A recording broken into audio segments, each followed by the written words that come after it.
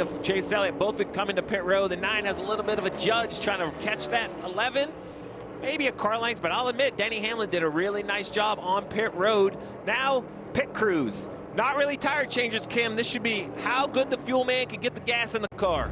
And Chase Elliott's pit crew has been one of the best all year long. As soon as his teammate Kyle Larson came down, that's when Alan Gustafson, the crew chief, pulled him down and said, pick this time 4 fresh Goodyear tires. Sunoco fuel for Chase Elliott. No complaints about the handling, Marty. Again, the long run pace of the 11 just exceptional here at Pocono today. Nothing from Denny Hamlin since he said something feels funny. Kenneth Purcell, the fueler, will give the nod when they are fueled. Gonna wait just a little bit. There's a nod. There goes Denny Hamlin, who keeps that lead over Chase Elliott off of pit road. And on the racetrack, the legacy cars, including Chase Briscoe, use those fresher tires to absolutely jump in front of these guys. So the pit stops much quicker on these two cars. 2.5 to 3 seconds, kind of comparing as a general. But look at this, Briscoe, the 42, the 43, already in the tunnel turn. So they use those fresher tires. Now the problem these three have is in 5 laps, we're gonna get the green and white checkered. The field's gonna be bunched up. They're gonna have a hard time holding off those fresher tires, but great pit calls, great pit work by Legacy, giving their guys a chance. Kim. And Ryan Blaney coming to make his stop on pit road. Already to the left side, those 4 fresh tires going on. Just a little tight in 1, but turn 3 is better than the last run. 54 of Ty Gibbs. They've done a great job of rebounding after an early mishap on their pit stop. You see him waiting on fuel, just needs a little bit better entry. So now the real question is, who's not going to pit? 4 to go, Cindric, Bell, Gilliland, Wallace. Gilliland, I believe, is trying to stretch it. Is Cindric or Bell going to try to steal some stage points? 4 laps, 10 miles. I mean, that's a long ways to go. And remember, after you see the green and white checkered, you got to coast around, pick up the pace car, run another caution lap. You don't want to run out under caution. So who's coming to pit road right here? He'll do it with 3 to go in the stage. 20's going to follow him on pit road as well. Bell gives up position. Here's Kim Kuhn. And we'll watch Austin Cindric's stop. He didn't really have many complaints. He did note they fired off well. Earlier he was firing up a little snug, so they alleviated that problem. They will take a second can. You see that second can going in and waiting on fuel. You see Christopher Bell, Kim, coming down pit road. Now remember, Bell has really run from about 15th to 25th all day long. So we'll see the strategy for Adam Stevens and where it nets out this 20 car. Bell said, I need to be tighter all the way around. So let's see if he gains a little bit of confidence as they wait on fuel. We'll update the running order as we see it at the end of this stage. Now the big question, Dale, is Gillen, does he have enough fuel or enough speed? Yeah, Briscoe just got around the 47 of Stenhouse, so does Nemechek. Jones will do that as well, right here off the screen. So the 19 coming to 2 laps to go, going to try to run down this 34.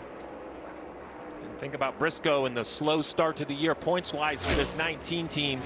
He's currently in the chase, right? Came in the 13th position, but we've all said, we've heard the crew chief say, to have a great chance, you think you want to be up inside that top 5 or top 6 in points at the reset. This would be a huge points bonus if Briscoe could win this stage. 2.5 seconds back. He was about 8/10 quicker that lap.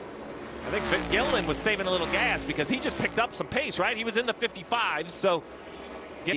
1 lap to go. This time around, sponsored by Credit One Bank Stage 2.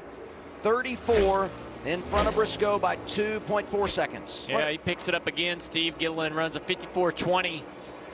Briscoe 7/10 back at a 53.50. Not going to be enough, only a 1.5 seconds back. Yeah, great call by Chris Lawson on the box for this 34 car, trying to give him driver an opportunity for highlight in the day. Like, these guys spend so much time, 20th, 25th, 27th. You know, 10 stage points. He's only scored 19 stage points all year. So to score 10 stage points is just a monster day for this 34 car.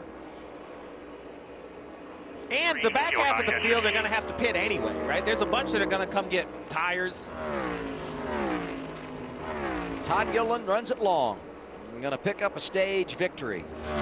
It will be the first of his career.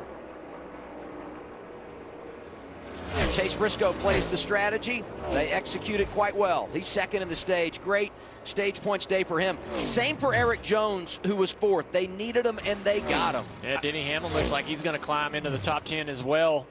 And one guy who won't is Tyler Reddick, our points leader. So a few more stage points, chipping away at that lead for Denny Hamlin in the overall point system. And I was going to say that 9 and 11 cycled back further than I thought, but they're going to have much fresher tires for the impending restart with stage 3.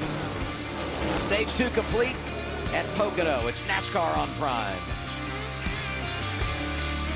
Christopher Busher, we got the BuildSubmarines.com 360 camera inside.